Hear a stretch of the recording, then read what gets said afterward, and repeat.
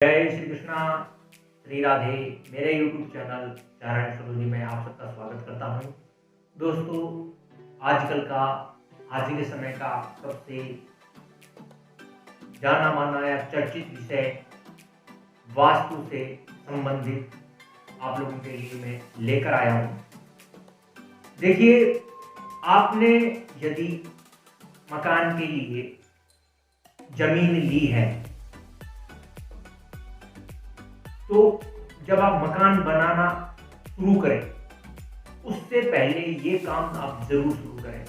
मान लीजिए आजकल में या 10-15 दिनों में आप मकान का काम शुरू करना चाह रहे हैं तो कुछ काम ऐसे आप अगर मकान बनाने से पहले उस जमीन पर आप शुरू कर देंगे तो आपको मकान बनाने के बाद में दो तरफा मुनाफा, चारों तरफ से धन वृद्धि, संतान सुख, संस्कार, सम्मान, प्रसिद्धि, हर कुछ मिलेगा।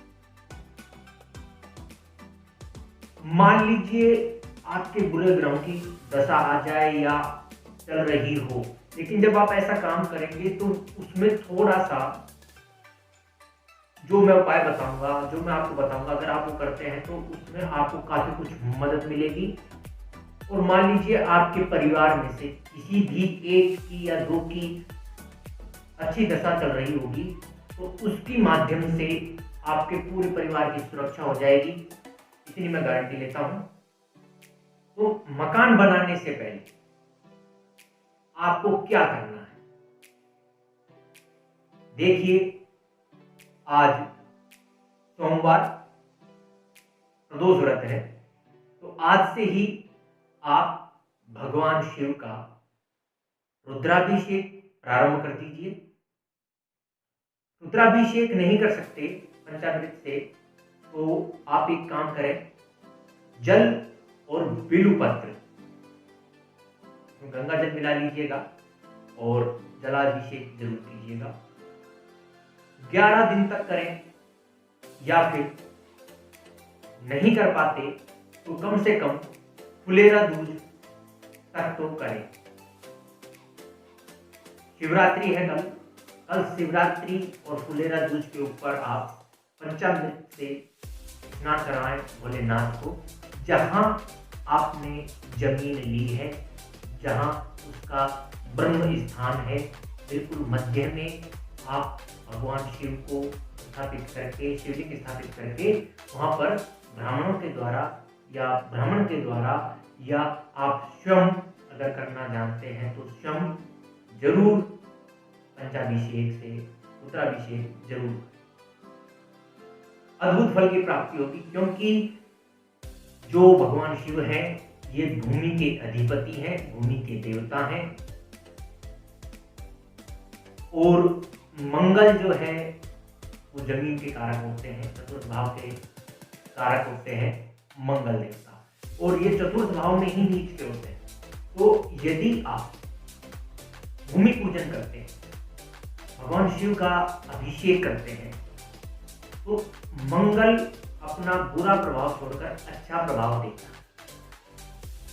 जब आप ऐसा करेंगे तो जो समस्याएं आएंगी, जो नेगेटिव चीज है, जो उसका दोष है वो खत्म हो जाएगा।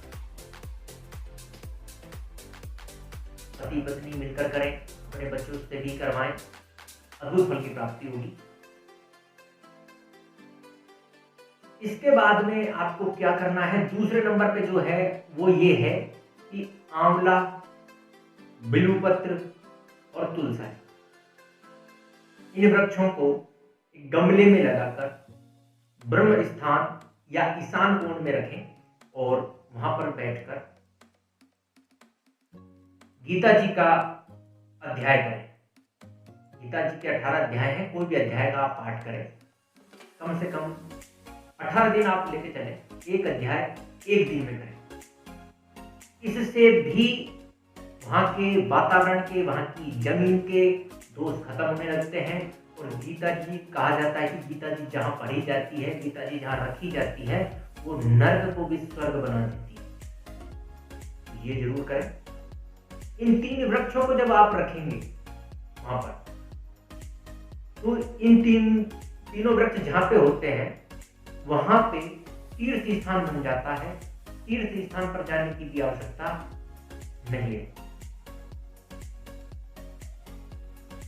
जो भी आपने पंचाभिषेक किया है, जलाभिषेक किया है, उस जल को आप अपनी जो बाउंड्री है जमीन की चारों कोनों में उस जल को छिड़कें, डालें और ब्रह्म स्थान में भी उस जल को डालें। पंचगव्य बनाए, पंचगव्य भी उन 5 स्थानों में आप उस मृदा में मिलाएं।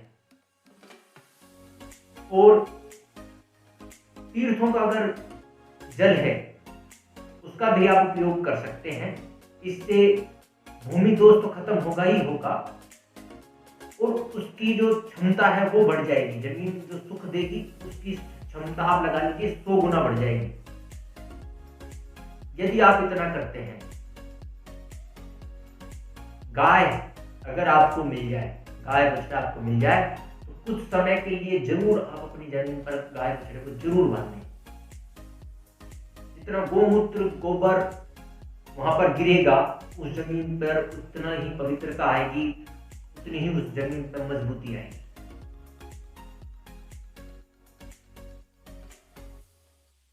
ये चीज आप अगर पहले करवाते हैं तो आपको मकान बनाने के बाद में वास्तु के लिए घूमना फिरना नहीं पड़ेगा। जब आप ऐसी चीज करवाते हैं, गोपाल सहस्त्र नाम का पाठ करें, श्री सूक्त का पाठ करें उन 3 वृक्षों के पास में, गीता जी का पाठ करें उनके पास में, तो भगवान की कृपा से आपको ऐसे मजदूर नौकर मिलेंगे जो ज्ञानी हो, सही तरीके से बनाए, शुभ समय पर हर चीज शुरू होगी, समय पर हर चीज होगी, ये फायदा मिलेगा। और भगवान की तरफ से आपको चीजें भी सही मिलेगी। वो मार्गदर्शन खुद करते रहेंगे कि आपको क्या करना है, कहाँ क्या बनाना है।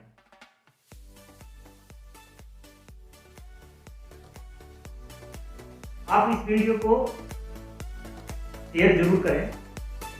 आपके आस पड़ोस, आपके मित्र जो भी बनाना चाह रहे हैं, बनाने जा रहे हैं, जमीन ली है, तो इतना काम आपको करना है कि इस वीडियो को शेयर करिए ताकि उनको भी फायदा हो सके। यदि आप करना चाह रहे हैं तो आप भी ऐसा करके देखिए और रिजल्ट 100% आपको मिलेगा।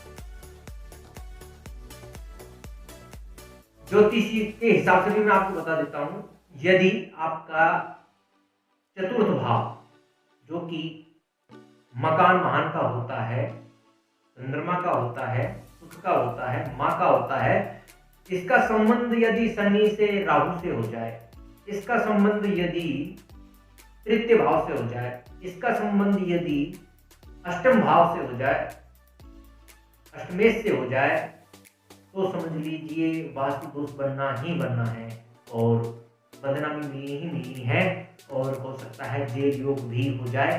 तो इन चीजों से आप बचना चाहते हैं तो जमीन जब आपने ली है तो उस पर जरूर आप ये चीजें करके देखें,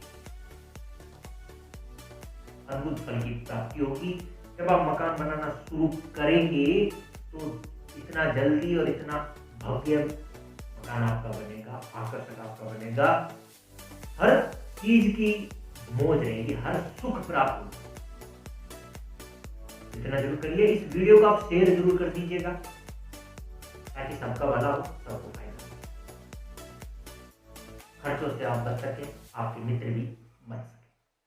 आप अपनी जन्म कुंडली का अध्ययन करवाना चाहते हैं तो कांटेक्ट कर सकते हैं। वास्तु के अनुसार आप कंसल्ट करवाना चाहें तो कांटेक्ट जरूर करें। फिर मिलेंगे नेक्स्ट वीडियो में, तब तक के लिए जय श्री कृष्णा, राधे।